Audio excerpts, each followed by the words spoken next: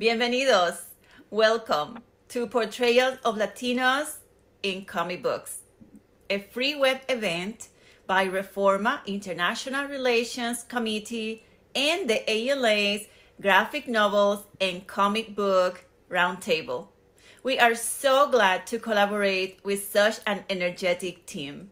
My name is Loida Garcia Fibo. I am a co-chair of the REFORMA International Relations Committee, and I bring regards from our president, David Lopez.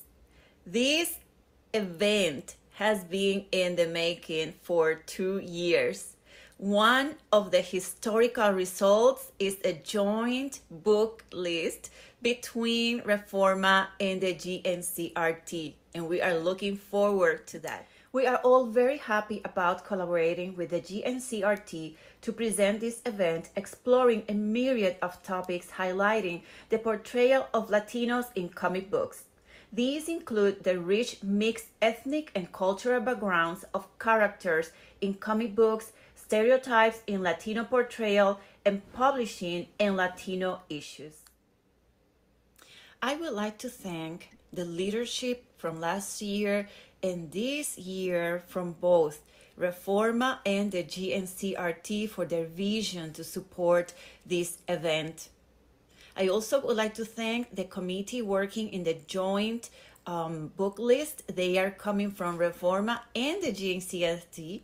And also I would like to thank REFORMA public relations person and the webmaster. Without them, we can't do this event. And I am going to read the names of the speakers. They are wonderful, and thank you so much for sharing your knowledge with us. Professor Frederick Luis Aldama, Ashley Robin Franklin, Itzel, Jesus Cossio, and REFORMA friend Edgardo Miranda-Rodriguez. And now I would like to welcome Dan Johnson. He is a youth librarian at Salem Public Library and our moderator today. Welcome, everyone.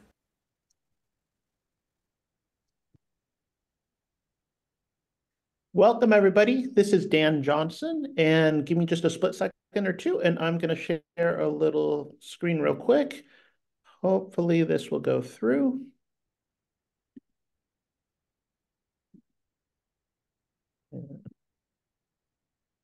There we go, my friends. Just real quickly, are you able all to see the Portrayals of Latinos in comic books background?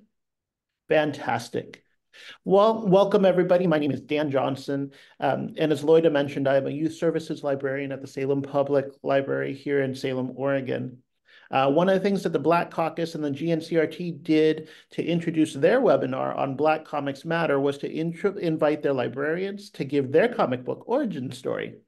I thought that was a really cute way to foreground the rest of the information they had to share. So this morning, I thought we could start off with my very own secret origin. So my comic book origin story started in childhood. When my mother would take me and my brother to the grocery store, she would leave us parked in the magazine racks where she did her weekly shopping. There, I was first drawn to Mad Magazine, which undoubtedly shaped my sense of humor and irreverent outlook on popular culture and the media landscape. But eventually, I started reaching for the rotating racks of Spider-Man and Batman monthly issues.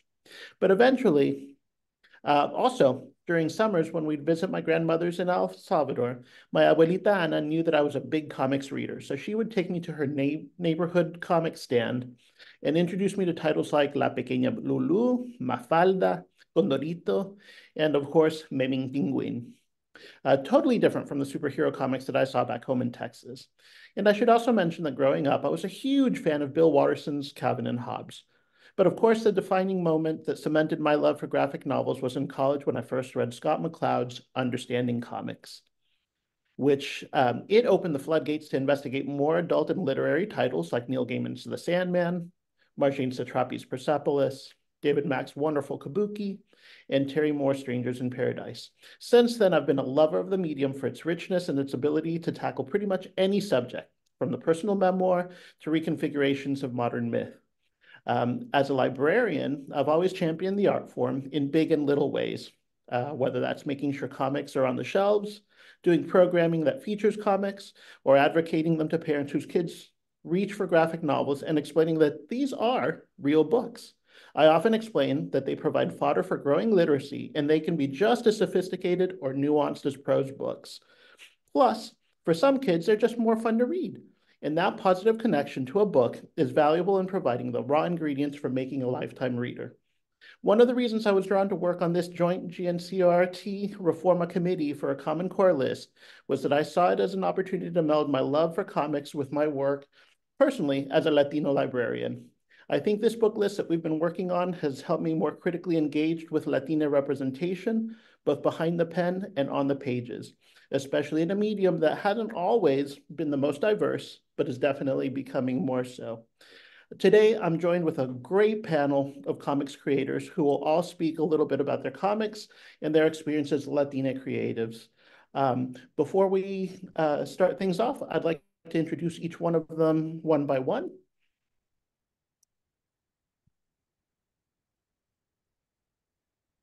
So our first speaker is Dr. Frederick Luis Aldama, also known as Professor Latinx. Dr. Aldama is the Jacob and Francis Sanger Mossecker Chair in the Humanities at the University of Texas, Austin, where he's also the founder and director of the Latinx Pop Lab, the annual BIPOC Pop Expo, and editor-in-chief of the Latinx Pop magazine. He's written countless books on Latinos in comics, TV, and film, and is a driving force behind the Latino graphics and brown ink imprints. His recent comics and children's books include The Adventures of Chupacabra Charlie, Con Papa, The Absolute Almost True Adventure of Max Rodriguez, Labyrinth's Born, Through Fences, and the upcoming Steampunkera Chronicles. Next up will be Itzel, the wonderful artist who worked with Dr. Aldama to bring Labyrinth's Born to fruition. Itzel is a comics and illustrative artist with a great range in fantasy and realism. Her work is informed by her Mexican heritage and extensive media backlog. She curates and publishes the political parody Shonen Trump and the horror anthology Black Waters with Bonfire Comics. Her recent comics include Stratos, a dream anthology, and Labyrinth's Born.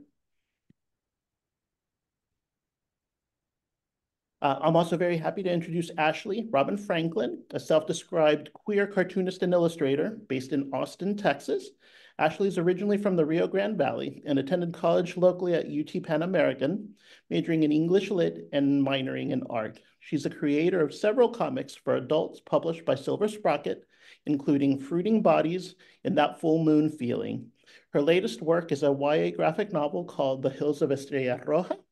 Here, she takes inspiration from Mexican and Tejano folklore passed down from her mother, her own experiences as a queer person growing up in Texas, and her eternal love of paranormal stories. Next up will be Jesus Cossio, whose outstanding nonfiction comic work always often turn their gaze into Peru's history. Jesus is the author of Rupay, Barbarie, Los Años de Terror, y Joaquín Jaime, un esclavo liberto en el Perú del siglo 1900. Jesus has been invited to comics festivals in Argentina, Chile, Bolivia, Brazil, Colombia, Mexico, and the United States. He's currently working with a team to develop the project Retratos de Memoria, in which he draws portraits based on testimonies and photographs of direct relatives of those who disappeared during the internal armed conflict in Peru. And last but definitely not least is Edgardo Miranda-Rodriguez, the legend behind the best-selling superhero series La Borinqueña. He has published La Borinqueña books in collaboration with DC Comics and NRDC, and is launching an action figure line of his superhero characters. As a creative director and owner of his studio Somos Arte, he has worked with such notable clients as Atlantic Records, Columbia University, Sony Pictures, and Marvel. Arte de la Borinqueña, curated by Edgardo, is touring across the U.S. and presently on exhibition at Chicago's National Museum of Puerto Rican Arte and Culture. I'm so very glad to have all these wonderful creators here today, and today we're going to start with Dr. Aldama. Dr. Aldama, you spent most of your life writing about Latinx comics, and you're the foremost expert on the topic. Can you talk a little bit about what compelled you to start making your own comics and how you're using that platform to give voice to voices that haven't always been heard? Thanks, Dan, and thank you for that introduction of me and our extraordinary league of Latinx, Latino, Latine creators, curators, and librarians. Yeah, really excited to be here. We have come a long way, right? But basically, yeah, there is something about the visual as the, say, dominant mode in the comic book storytelling, that invites and has been inviting me in particular and others to what I call co-dream, co-create. And it's not that the, say, alphabetic stories don't do that. It's just something really powerful about the visual as a kind of dominant shaping device in this space. And yeah, it's really getting our stories out there. It's getting our stories heard and seen. And so, yeah, to begin with, if we can jump to the Through Fences slide that you have, that would be really great. I can start with that. This just dropped in January. Through Fences is really, in many ways, a first foray into a kaleidoscopic narrative vision and view and experiential, deep kind of anchored experience of youth in the borderlands. You know, we hear so often on the news, but we don't actually know, or many people don't actually know the experiences of youth. And by that, I mean children, tweens, and teens in their everyday lives, either crossing or surviving in the US-Mexico borderlands.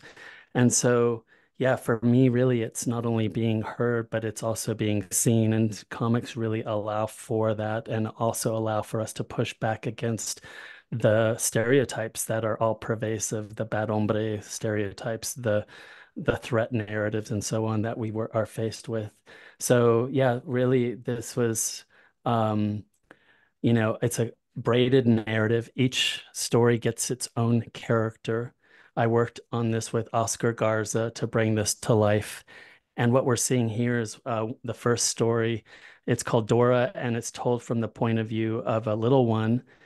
And, really the fear and paralysis that they suffer from the trauma of being separated from mama and baby brother and put in the ice cages. If you move to the next slide, we see also another story. This is El Celso. This is the story of a Guatemalteco youth who is gay and kind of coming to terms with that. He's got a crush and a boyfriend, but can't be out about it.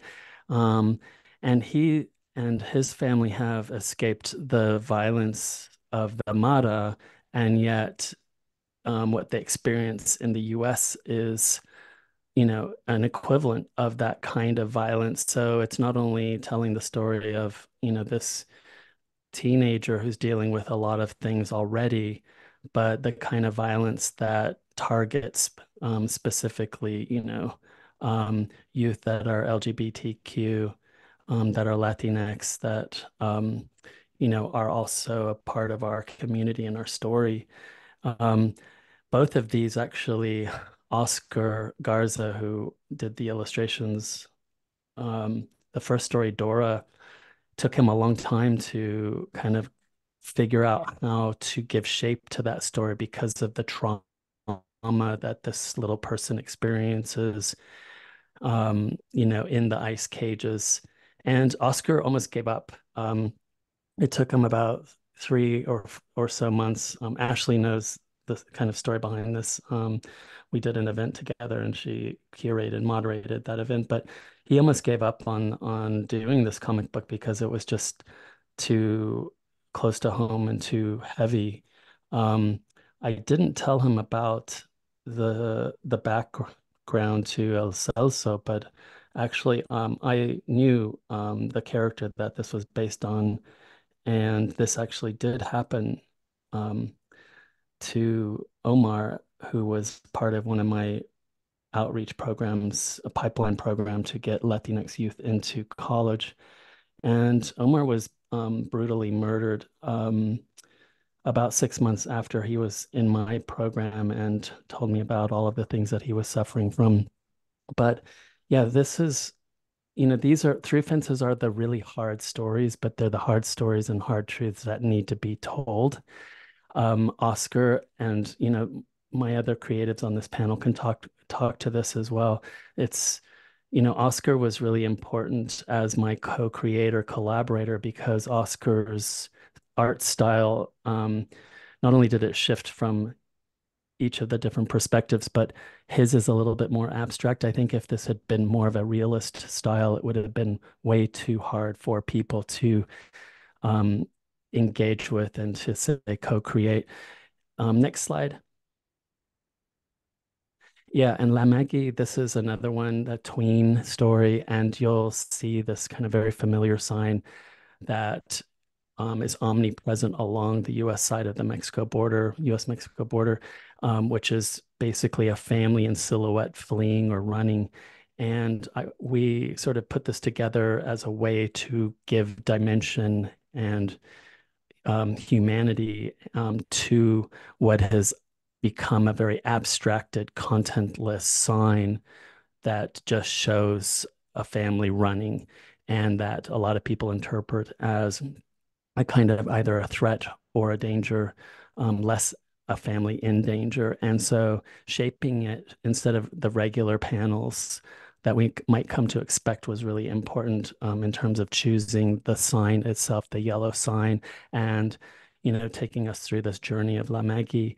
And really, again, the kind of paralysis that happens when one, as a teen or tween or little one, is living a life within these extreme stressors that paralyze. And so the next slide, Dan.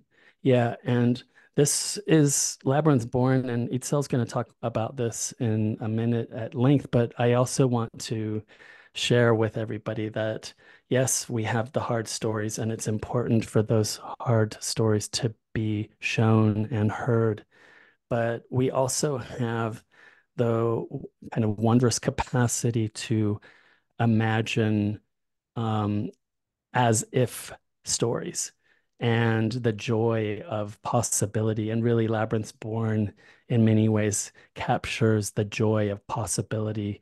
And those who are older than 25, and this event happens, the bone marrow begins to melt. We're pretty much wiped off the planet, and the rebooting of the planet in a sustainable way is given to the young youth generation, and they use the arts and sciences, humanities to come to a way of understanding themselves and also the planet in a kind of peaceful, harmonious way. Next slide. And this is the Steampunk Era Chronicles that Dan mentioned. This is forthcoming. This is set in mid-19th century Mexico. And again, I wanted to mention that, this invitation that comics does to allow its readers, viewers to co-dream, to co-create, and at the same time to wake the readers to the experiences of Latinx subjectivities and experiences, but also histories. The Steampunk Era Chronicles really does kind of go into these great adventures. It's all a Latina superhero type. They're all well versed in the arts, literature, and sciences, the warrior arts, astronomy, history, historians, healers, runners, math, etc. But each of their adventures takes place in a particular place and time in history that we don't know a lot about. And so they bring that historical moment to light for readers as well. So again, for me, comics is this kind of wonderful place that invites us to what I call in my academic work, geometrize the story, or to make dynamic our spatial relationship to everything that we see in new ways, but also to experience time in new ways. And for me, comics like these that I'm creating and that I'm also theorizing about, they are particularly focused on the Latinx experience and subjectivities that are spun in very specific, stereotypically flattened ways, and to give life to and wake us to the new ways that we can be, as well as that we have been, and that we might become. So I'll leave it there. Thank you. Thank you, Dr. Aldama. That was wonderful. So next up, Itzel, can you talk a little bit about how you worked on bringing the script for Labyrinths Born from its first text drafts to the beautifully realized comic that you two have made? In many ways, it's a conversation that takes place between a father and a daughter in the mind of the reader, but as your beautiful illustrations show, Papa writes letters that will never be delivered to Cassie, and Cassie will never share her journal entries with Papa. It's only in this imagined third space, that one envisioned by the reader, that the dialogue takes place. Yeah, it was a very interesting process from the beginning. It was very much I just reached out to Fede, and he just was kind of like, I have this idea that I've had for a long time, and he like showed me the script, and it was kind of like still in the format of the letters, so of just the letters that happen in the narrative. So I think it was kind of interesting to kind of try to, I guess like to your point, in a sense, it did feel like you're kind of putting together pieces of like a conversation that never happened in a way. And I feel like, especially because of the pandemic and everything, because this comic, actually, we started working on it before the pandemic, and then a pandemic happens.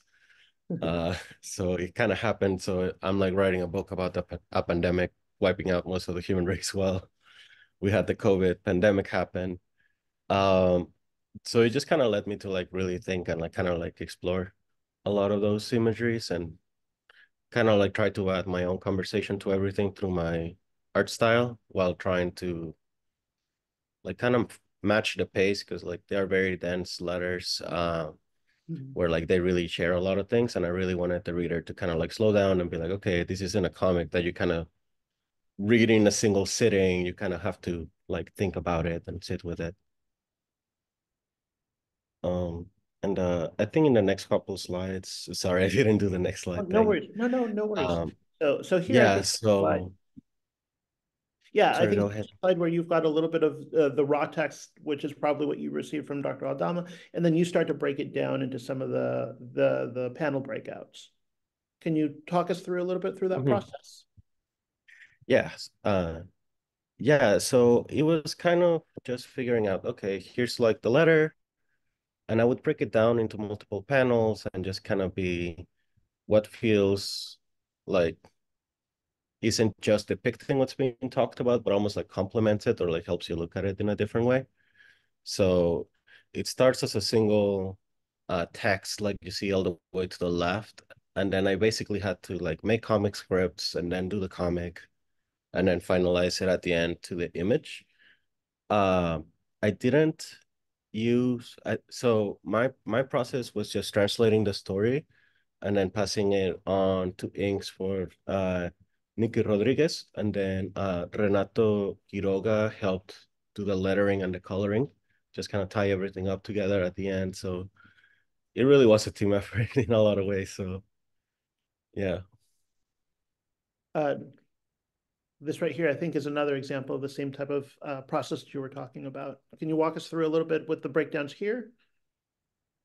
Yeah, like a lot of the times I would just try to kind of match the pace of the letter itself, and just kind of writing down, okay, what's essential, what works, what doesn't work, and like kind of trying to pace it together and make them feel like little bubbles of the letters. Like I kind of had to make parts of the letters. So yeah, it was just a lot of push and pull and seeing where the panels end up. Like I think even in some of these, you can see that the panels kind of move around a lot, just because we were just kind of trying to see what worked best. Yeah. And I've got one more over here, if you could kind of walk us through on this one as well. Yeah, of course. So with this one, um, I really wanted to focus on the social media and everything aspect of what we were kind of witnessing when the pandemic and everything was happening, and just kind of how sporadic and quickly things escalate, or it can be kind of like, radicalized. So I did a lot of screenshots and things like that of like different moments of what was happening during the pandemic, or even old writings of like old uh texts and everything. And just kind of trying to make it in a way that kind of like is more relatable to the average reader nowadays. So just kind of trying to show like, yeah, that's kind of how chaotic things are. And in that first one, I really had a lot of fun. It was kind of like trying to figure out like kind of like the relationship, try to encapsulate it into like a single thing, like just all the time they got to spend together. In the bottom panel on the left one. Yeah. And yeah, it was interesting to kind of have to think about the dynamic between like father and daughter and everything. And just kind of try to depict it without words almost, because there isn't really much dialogue between them. So it's kind of like I have to show like the little snippets you can kind of glare at without words and infer how the relationship is. Yeah, yeah. I will tell you this for both of you guys. As a parent whose as a parent whose daughter has just gone off to college, this book was so it hit the right emotions of seeing that. In fact, like all the problems that we were seeing, they're going to be solved by the next generation, or they won't be solved by the next generation. It's in their hands now, and I think you guys did a fantastic job in spelling that out in a beautiful, futuristic, hopeful, and yet somewhat terrified format. Yeah. Yeah, it was definitely kind of common to reconcile all those feelings. Yeah. Yeah. Yeah. Guys, if we wouldn't mind, let's go ahead and switch gears for just a second. And we've got one more shot. If you guys can talk a little bit about the fact that the story borrows very heavily from ancient mythology, because it very much is centered on the arts that inform our culture. Can you talk a little bit about the panels and the sections on Odysseus's journeys?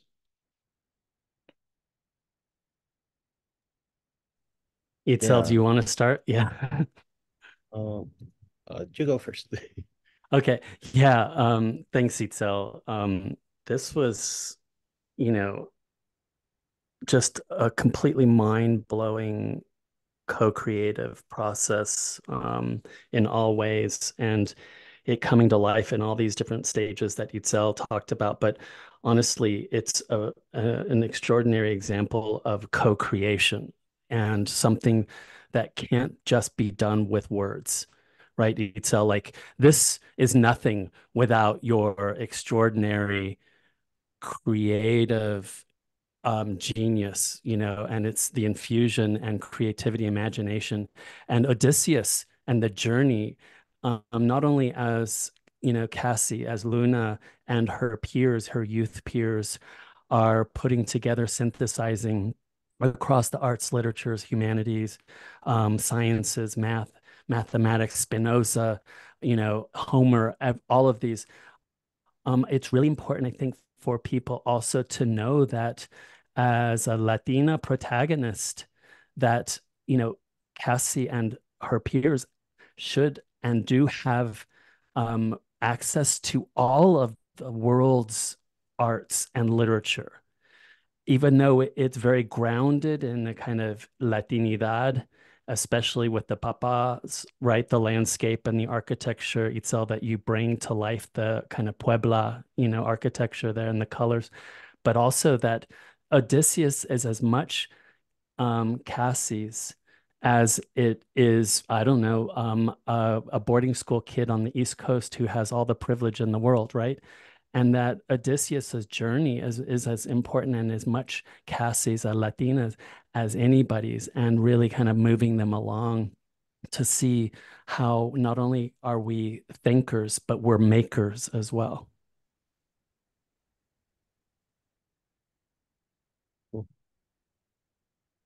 Yeah, Itzel, do you want to chime in a little bit extra beyond that? Yeah. I do think definitely within the relationship of everything and like what you inherit and what you don't inherit. And it was like a very interesting conversation of like kind of the balance or tension that comes with the next generation creating new ideas and what you do borrow from old ideas. And I think the Odyssey kind of lends itself to that a lot. And you do see it in the book where she kind of tries to make sense of it or maybe even reinterpret the text or like try to come to different realizations than the original text. And I think it is about not fully forgetting, but letting it evolve and different narratives and how they relate to us over time. All right, my friends, if you guys don't mind, I think we probably need to move on to Ashley real quickly. And so Ashley, I absolutely loved your book, and I wanted to ask if you would talk a little bit about the various influences that fed into it. But one thing in particular, I think something that jumped out at me in your story is a line that Clem says that pretty much implies that the real horror is dealing with the fear of outsiders in a small Texas town. And whether that's geographic outsiders nosing around the town secrets, or those who maybe are from that same town but are outside of the expected social norms. Mm-hmm. Okay. Um, well, to think about influences, first off, there's just like so many different like lifelong influences and like parts of me in this book. Growing up, I was like a really big fan of horror movies. Like my mom is a really big horror fan. So there's some of that in the book. There's like, yeah, regional folklore that I grew up hearing that plays a really heavy role in the book. I read a lot of manga as like a teen. And so that definitely like influences my style and especially the way I deal with like romance in graphic novels. I feel like definitely relies heavily on that like formative like shoujo manga reading, and also just like my own experiences as a queer person, as somebody who has had different moments in my life where I've felt like quite an outsider, just like in little ways and bigger ways. So see, you bring up Clem, and the specific thing they say about like, yeah, the real horror being, you know, the fear of like being an outsider, um, somebody who falls, you know, outside of social norms in the small town, which is like that's something that I really wanted to touch on. I mean, as a whole, I wanted this book to be more fun. You know, there's it's scary, but I wanted you to always know that these characters were going to be okay. And I didn't want to like get into, I guess, the thick of it of them having like huge trauma. But I did want to also like touch on, you know, what the real world is like. So it was really important to me to like have that basis in reality and to have moments where we're reminded that like, yes, you know, the big bad in this is a kind of paranormal creature. But there are other ways that these two girls, these two Latina girls they're just both teens, could be in danger, you know? And like we're not gonna put them in danger in those kind of ways, you know, them being like young girls, both being Latina, both being queer. There like are there are versions of that story where like that could have been the source of the danger. And I didn't want it to be, but I wanted us also to remember like this is the world that we live in. And they do have to think about those things. Which was important to me to like have kind of that balance. Yeah, fantastic. Fantastic. No, but that's exactly one of the things that I loved is the fact that this is a supernatural story, but it's very much grounded in the real story. That makes sense. And I thought you did a fantastic job doing that. Do you mind if we go through a couple of these slides real quick? Are we ready to switch to the next one? Yes, definitely. All right. Can you show us a little bit about what you were doing with the panel layouts over here? And one of the things that I love is you've got a lot of things happening on in the margins throughout the book. Can you talk a little bit about that? Yeah, so that's one of my favorite things. It's like kind of like I think it's becoming like a signature thing of my work. I love doing things outside of the margins of like the main panels, because part of this was, it was really important for this book to feel really grounded in place. I wanted the town to feel like, you know, it's like setting as character kind of thing. And so it was really important to have these like recognizable things, like the wildlife is super important. Like we have, this takes place in Texas, and it is a fictional town, but it's like, if you have been to this part of the world, you're going to recognize some of the like flora and fauna. Like we have like, in the first one, we have like marigolds. And also this is like at somebody's wake. So we have the marigolds.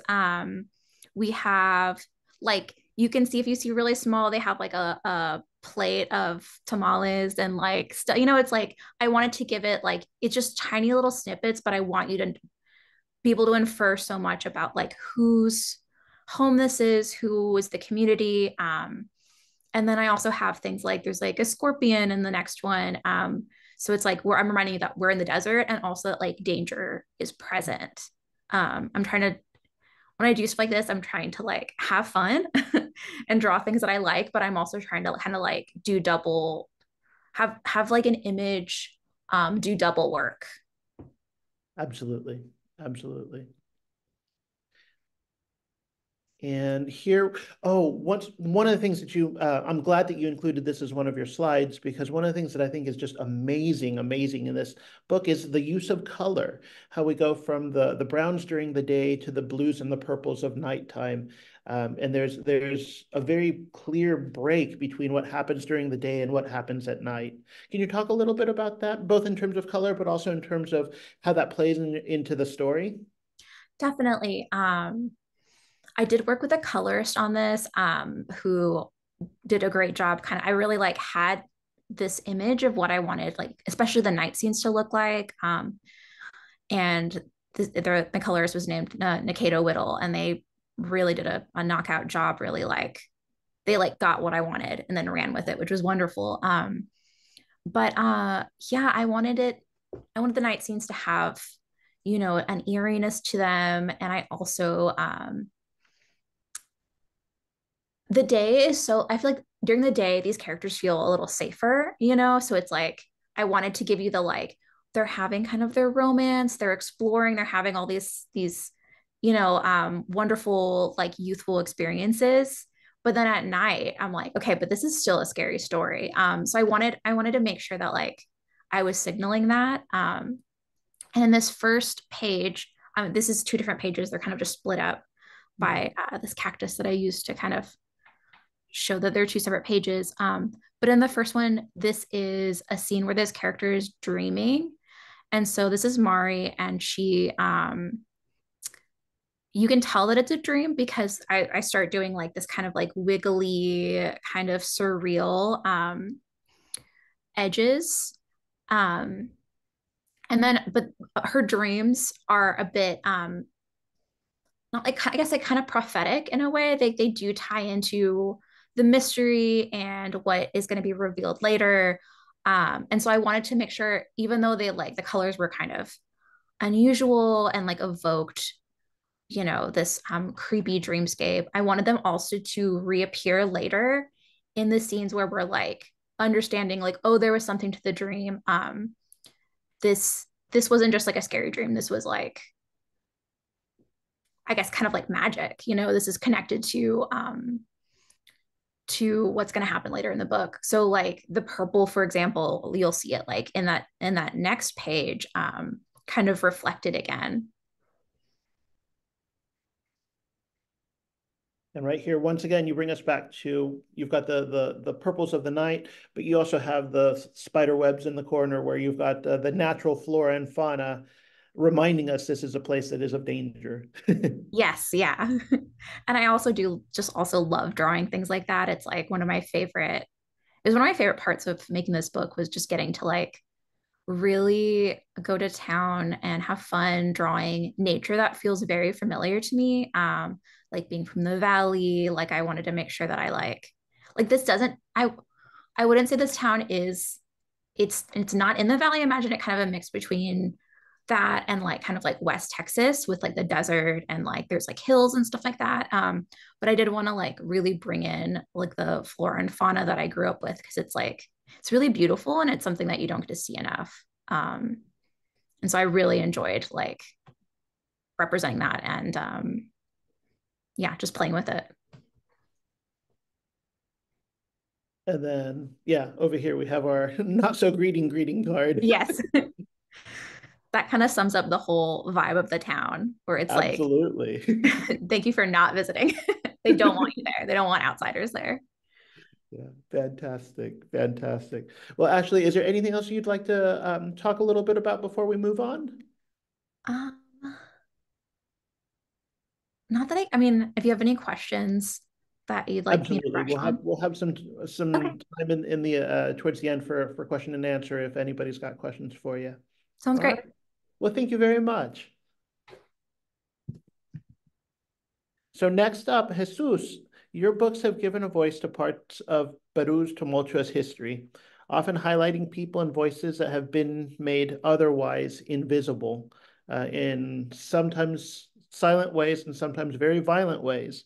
Can you talk about what it means to you to be able to bring these aspects of truth to light? One additional thing I'd like to hear you talk about are the challenges of bringing your story to other parts of the world and the struggles that accompany the translation.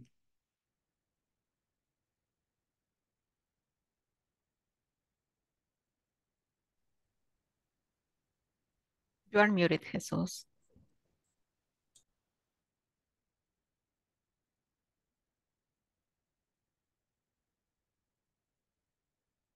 Jesus, I'm not able to hear you right now.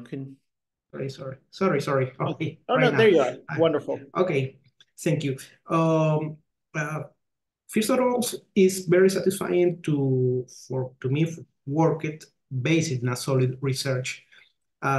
This book, this comic, began with the work of the three historians.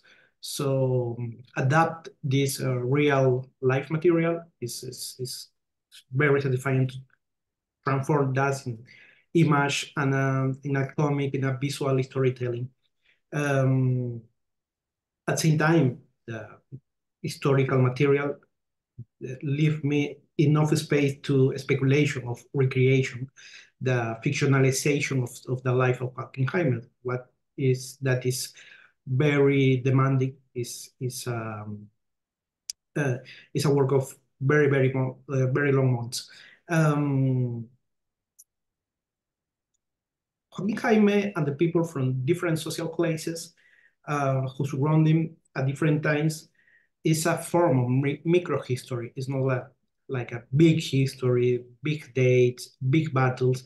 It's more about the people in his everyday life, how they struggle or survive, try to live, uh, uh, enjoy the life, even in the oppression of the Slavic regime, because finally Hockenheimer was a slave. So try to give some light in the dark of the life of the slave was hard, but I think the comic portrayed that well. Right now, there is no translation planned for now, but in general, the most complex part to understand for the people, for the readers, is the fact that Joaquin was a slave, and after purchasing his freedom, he acquired slaves. So that is the most problematic scene to the readers and contradictory. And I think that's problematic for some translations, the complex of the relationship between ex-slave and slaves and esclavos libertos, freed slaves, and a new slave. That I think is very complex thing to portray in an eventual translation of the book. All right. Would you mind talking a little bit about your efforts to illustrate both, grounding it very much in the realistic portraits, but also in taking some minor liberties in turning them into a comic? Yeah. Again, this is historic material, so I try to be very respectful to the la veracidad, the veracity of the truthful of the material. The discovery of the tomb of Joaquin Jaime, with description natural from Africa, represented a challenge for historians, Ricardo Caro, Maribela Relucea, and Jesus Cosamalón. It's very great to find the tombstones of an enslaved person. It's very rare, since they don't have economical or social access to a permanent grave. That is why the researchers carry out a biographical investigation and managed to partially reconstruct the life of a former slave in the first decades of the rising Peruvian Republic between 1821 and 1817, more or less. The research process in Joaquin Jaime allows to understand in a different way the presence of the African and Afro-descendant population in the formation of the Peruvian nation. And from the beginning of the Peruvian nation was the Afro-descendant very, very present. Apparently, as far as is known, Joaquin did not run a palenque. Palenque is the place or enclave of escaped enslaved people. Nor was he a maroon, un cimarrón, un esclavo fugado, cimarrón. Un palenque es un enclave de esclavos fugados, ¿no? Nor a palenque, nor a maroon. He was not enthusiastic about the patriotic cause, and nor did he write any anti-slavery text like Frederick Douglass, for example. He was a very private person. It's just he was enslaved like thousands of others who live in the old capital city, Lima, whose enslaved condition was forever altered with the arrival of independence and the republic. The decisions that Joaquin Jaime was making allowed him, in a certain way, to advance socially. For example, he rationally planned his manumission, su manumission. He vowed his freedom from his master, that of his wife and daughter, saved money, invested in enslaved people, and organized their departure from this world. He distributed his assets in his will, arranged to be buried in a perpetual grave. Can you talk to us a little bit next about the transition from script to illustrated script to the final product? Yeah. First, I began with a text, with a script, but adapt the material from the historian to the script. It was important one thing. I understood it was important to show the oppression of a slave regime, but that's also to express how within that society the slave found space for enjoyment, sharing with others, getting to know it. Like this page, they are in a bar, they are drinking, they are with friends, they have different experience to share. They have there is one slave very angry with his situation. There is a female slave who tried to give helpful words, and this Joaquin Jaime, who is more hearing, maybe in the table. That's it. At the moment of adapt the script, I try to give some space for colorful life, even if they are slaves.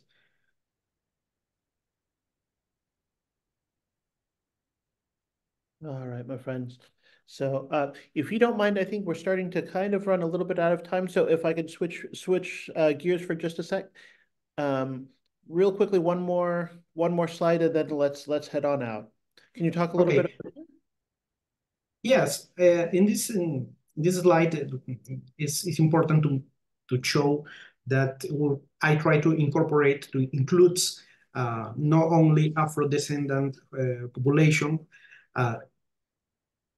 also indigenous population and mixed population in the portrait of the Lima of the 19th century. So all the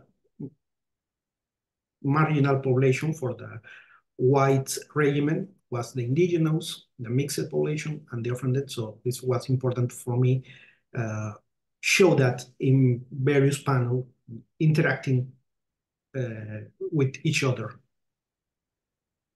Very good, very good. And then over here, can you tell us a little bit about something that you've already talked about, but is the joy and the celebration in some of the ways in which life still continues despite the fact that there's pain as well. Yes, because there is a stereotypical portrait of slaves in a life of suffering and oppression, silence. There is two ways of struggle with that. One is the rebellion of the slaves, the armed struggle, and another was the fun, the joy, the carnival, the fiesta, the parties, exclusively for a slave, for camaradería, a group of friends, gremios. They form clubs exclusively for dance. So they try to live a happy life in the limits of being a slave, obviously. Very good, very good. Well, if you wouldn't mind, I think I'll give you a little bit moment to touch on anything else you'd like to go on. No, I can wait for the questions if it's the case. Sounds great. Sounds great. Thank you. All right. Edgardo, could you talk a little bit about the gap in mainstream comics that you saw and how you filled that with your wonderful character? She's a source of pride for Puerto Ricans throughout the diaspora, and we should definitely talk at least a little bit about how you've used your platform to bring aid to Borinqueños that really needed it, particularly with your reconstruction. Thank you, Dan. Can everybody hear me? We can. Fantastic. Qué bueno, qué bueno. Well, in all honesty, in the development of La Borinqueña, that actually was not a question that I sought to answer. I didn't actually create La Borinqueña as a response to what was lacking in the industry. That was actually far from my truth in the development of this project. In developing La Borinqueña, I noted that in 2016 that it was an explosive time in pop culture that was really embracing superhero storytelling in film, in television, video games, and obviously in traditional print. I saw it as someone who was always been a fan of comics and someone who was new and producing comics for other clients, that this was a viable outlet for me to truly engage a larger audience with my activism and with my advocacy for Puerto Rico, because I was truly motivated by what was, in my opinion, going to be a massive humanitarian crisis. And this was when it was announced by then Governor Padilla of Puerto Rico that an $80 billion debt had amassed and it was unpayable. And soon after publishing the first issue of La Borinqueña, under Obama's administration, Promesa, a fiscal management board was actually appointed to discuss how the debt was going to be handled by non-Puerto Ricans and how austerity measures were going to be implemented to deal with this debt. And that's truly why I became a graphic novelist in developing La Borinqueña, because I know that we live in an era of clickbait where people are very much drawn to colorful imagery.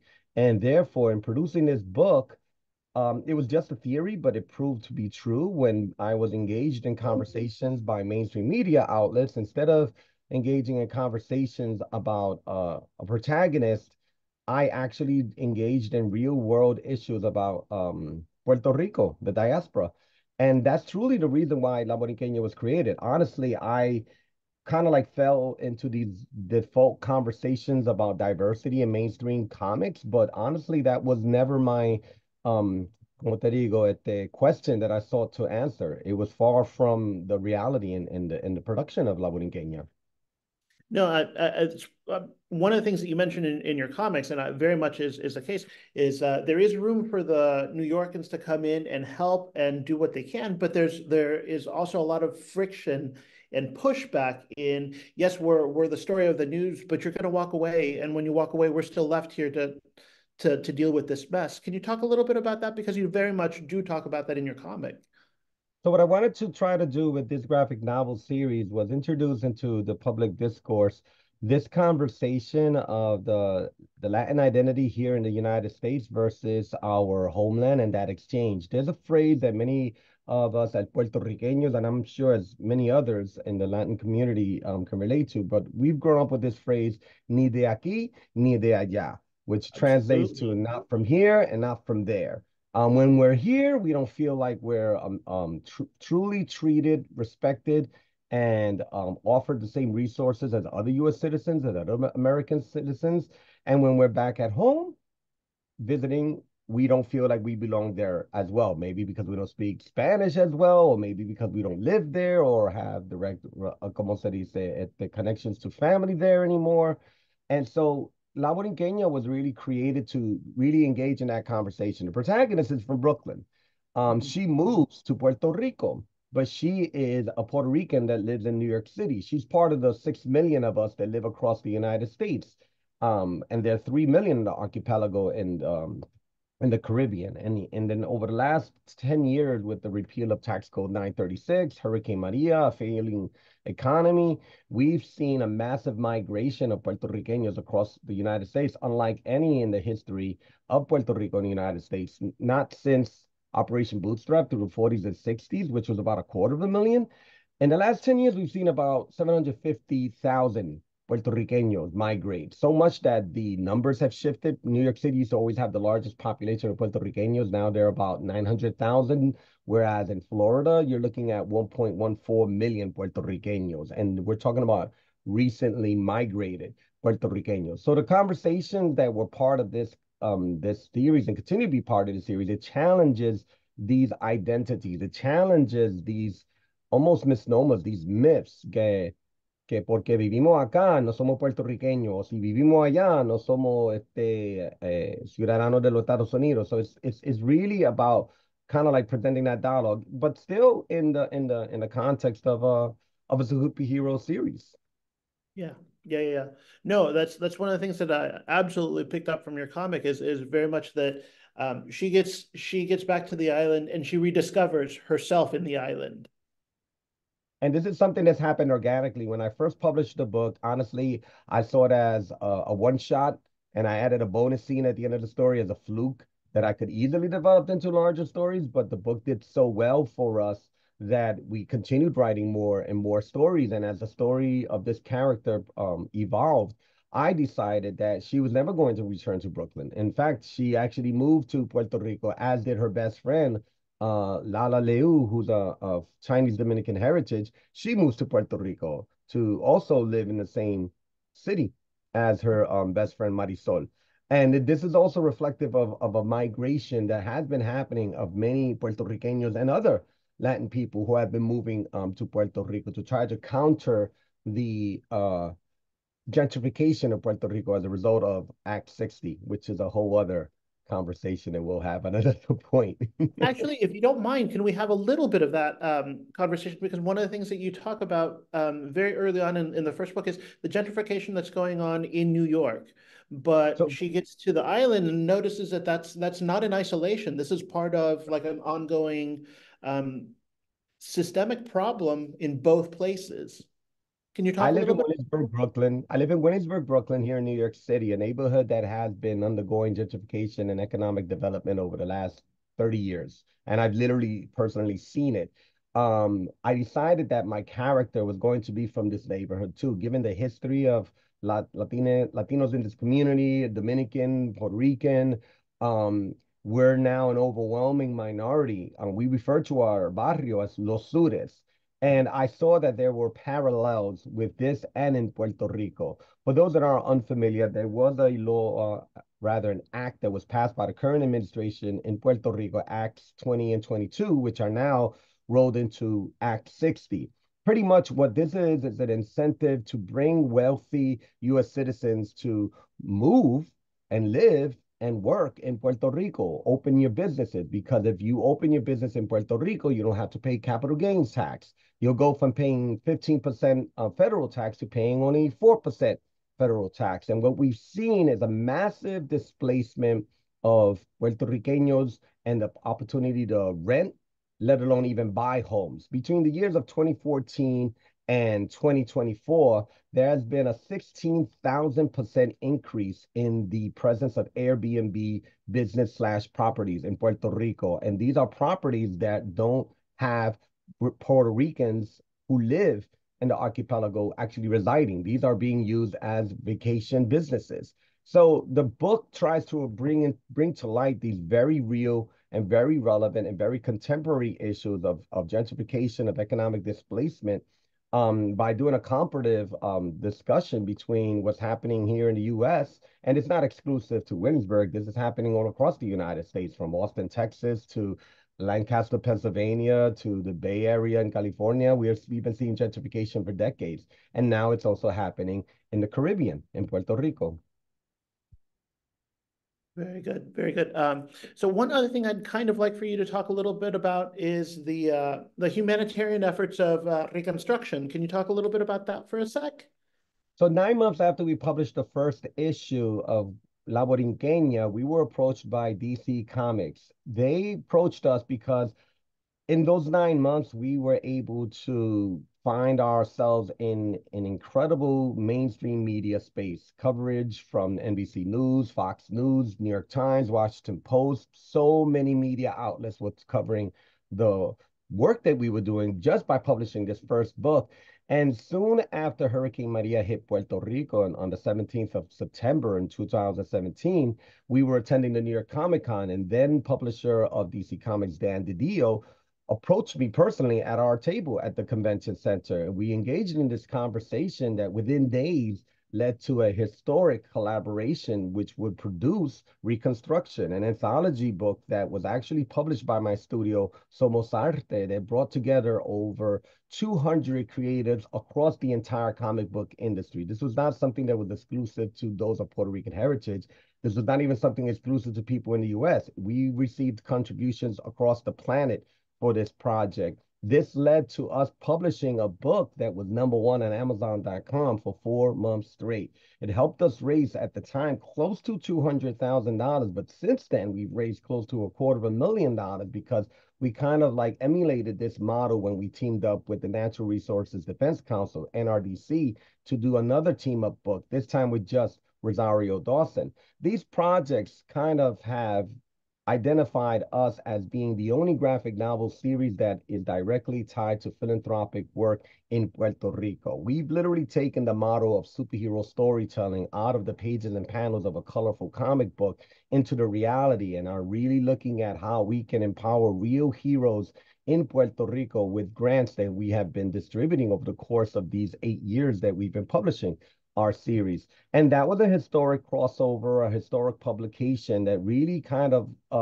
led us to be who we are today. Eisner's, which are the Oscars of the comic book industry, recognized me for my work by awarding me a humanitarian award. I've recently received a fellowship from the Mellon Foundation as through the Center for Puerto Rican Studies and Princeton University.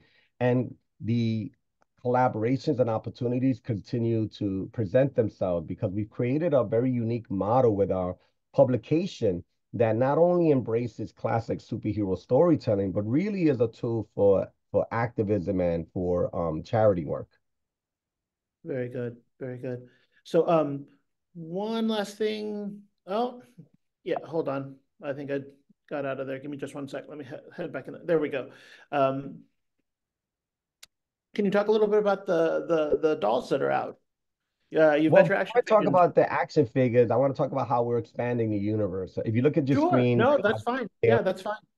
there are thumbnails for all the covers. This is actually a continuing universe that we're expanding. All of our books, even the book we did with DC Comics, are canon to our universe, to our character. And we've recently published 2 new books that are expanding our universe with 2 new characters, Oro el Coquidorado and Luz la Luminosa. Luz is a queer superhero who also has endometriosis, a disease, a real disease that affects 1 in 10 women. In fact, just recently announced under President Biden's administration, there will be funding through NIH to increase research and resources for women's health. And endometriosis falls within the category of that. And this book that we actually just published is an opportunity to enter into the space of discussing women's health, women's reproductive rights, and this disease, endometriosis, thus expanding this space of activism and advocacy. And the foreword of this comic book was actually written by Dr. Iralis Flores, who we actually also awarded a grant to as our La Borinqueña Heroína de la Salud. She is a professor at the Ponce Science Center in Puerto Rico, but she's also the founder and president of the Endometriosis Foundation for Puerto Riqueñas in Puerto Rico. Our action figures that you also see on your screen, well, they're going to be the first fully articulate collectible action figures that are also tied into our charity work. This is a collaboration with the toy studio Boss Fight Studios. And these action figures represent our new superheroes as well as our classic hero, La Borinqueña. There you see Luz la Luminosa, who I just briefly talked about.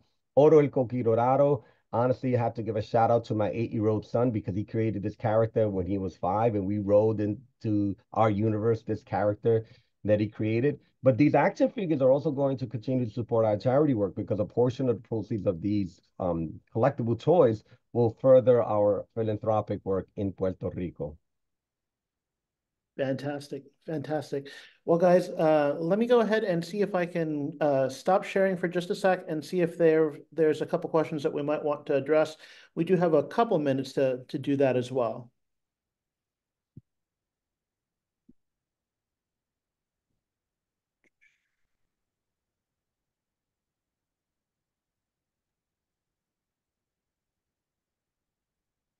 Okay, Dan, see if it's possible, I wish to clarify something in my presentations. Yes, you can show the slides, please. Oh, do you want me to bring back the slides? Sí, yes. Yeah, yes. no problem. Give me just one sec.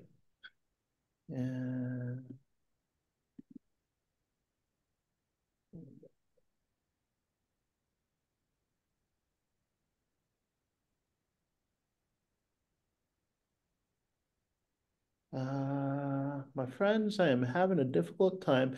It shows that I'm sharing, but I'm not seeing it. So give me just one sec.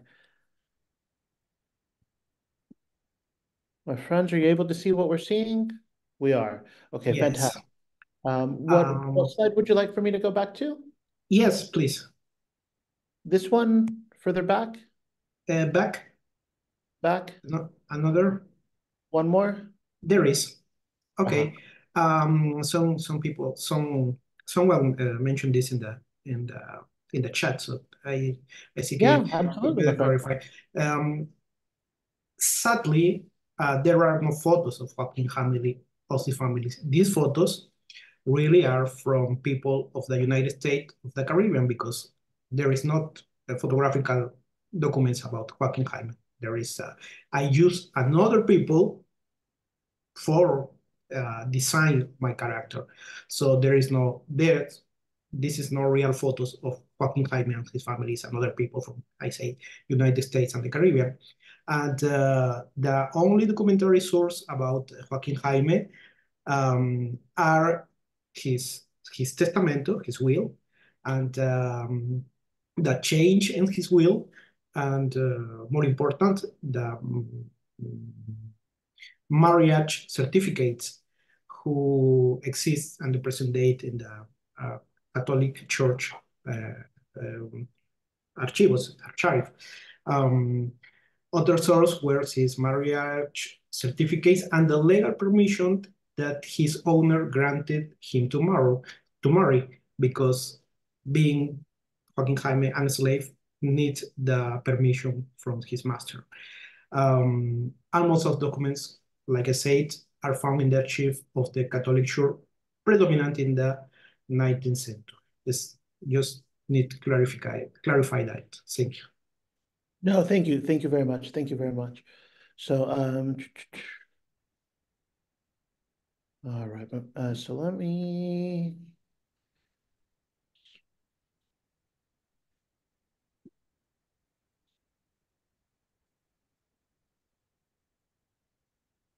All right, my friends. And I'm trying to see if there's any way that I can look up the chats.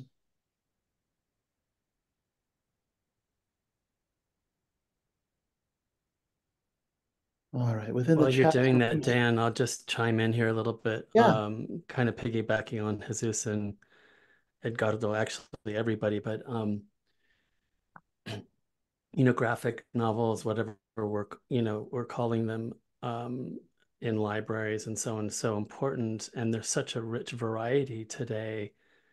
There's, every genre, everything that, we can possibly imagine, and things that we haven't yet imagined. But I think it's really important to keep in mind too that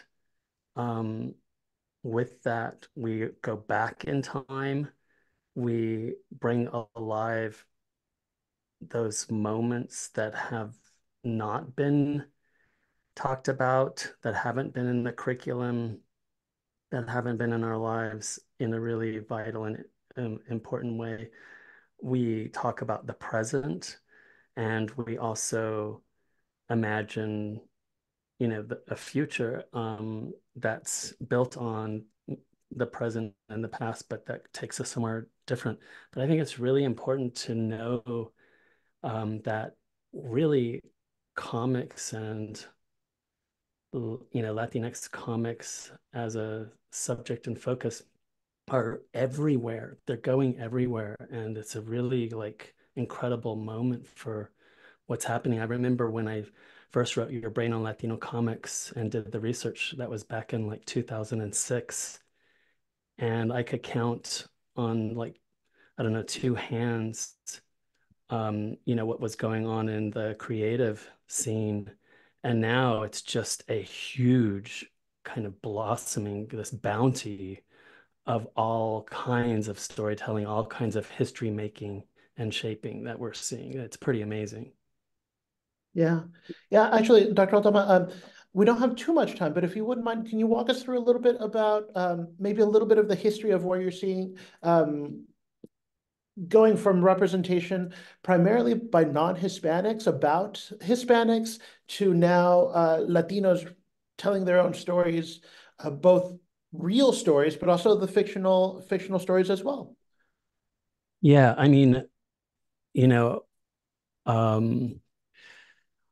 first of all, a lot of work to be where we are right now. And I'm sure Edgardo and others can talk about, their own experiences and stories, really pushing hard these doors to open for themselves and for others around them and for the new generations.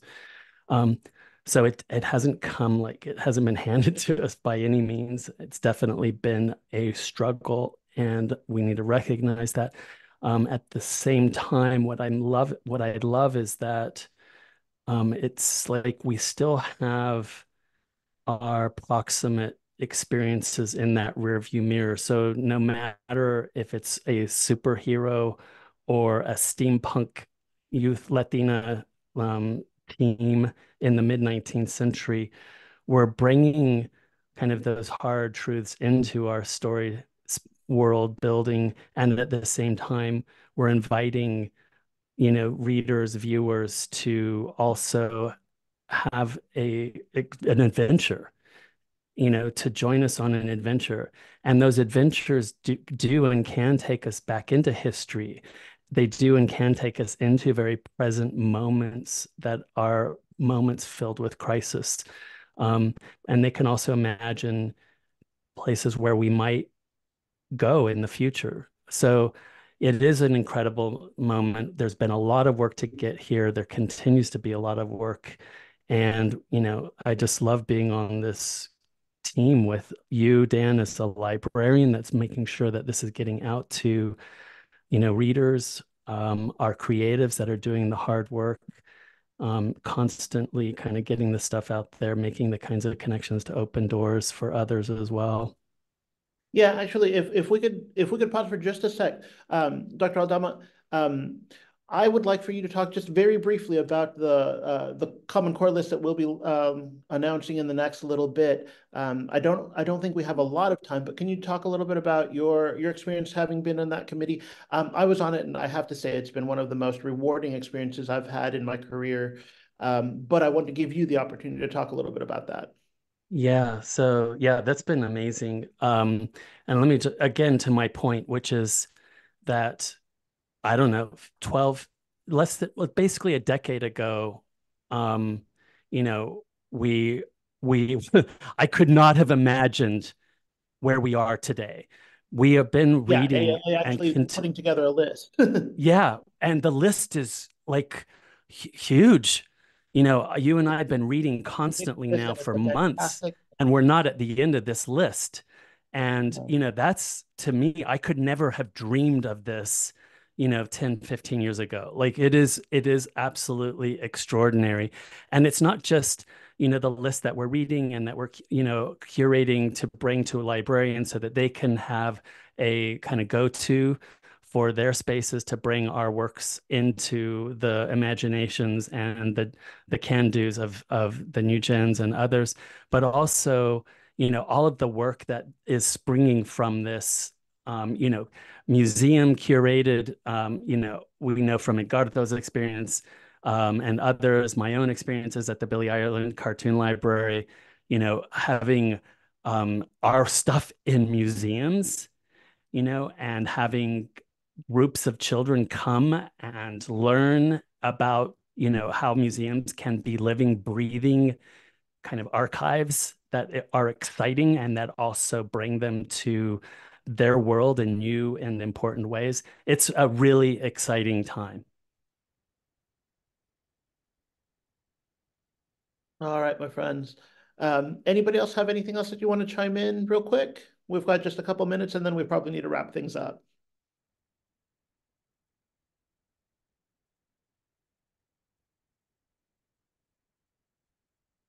All right, folks. Well, if that seems to be the case, let's see. I think this has been a fantastic experience. Thank you all for being part of this. Those in the audience, thank you for spending your time with us this morning. This has been a fantastic experience all around. Thank you very much. Thank you. Thank you, Dan. Thank you, everyone. Thank you, everyone. Dan, we have a couple of questions there. Oh, sure. If you can host those questions, that'd be great. All right, it's an anonymous attendee. It says, do our creators have anything to say regarding moving comics as a medium forward towards a Latino futurist genre, similar to what Black Panther did for Afrofuturism? I think that's always a question of resources and funding. And I think it's important to articulate that publishing and printing comic books is on a completely different scale than actually producing animation. Animation can come close to $1,000 a second, and comic books you can literally produce a few pages with the same amount of money that it would cost to produce like 1 second of animation. We have actually done some motion animation, not motion comics, but motion animation, because it's cheaper to do that for the public service announcements that we've produced in the space of engaging voters in the general election. And we're actually working on a production now with the University of California, San Francisco Department of Psychology and the city of Los Angeles public school system to produce a series of public service announcements to engage young people with mental health issues and support programs that are being developed. And La Borinqueña and Luz Luminosa are going to be in these animated PSAs.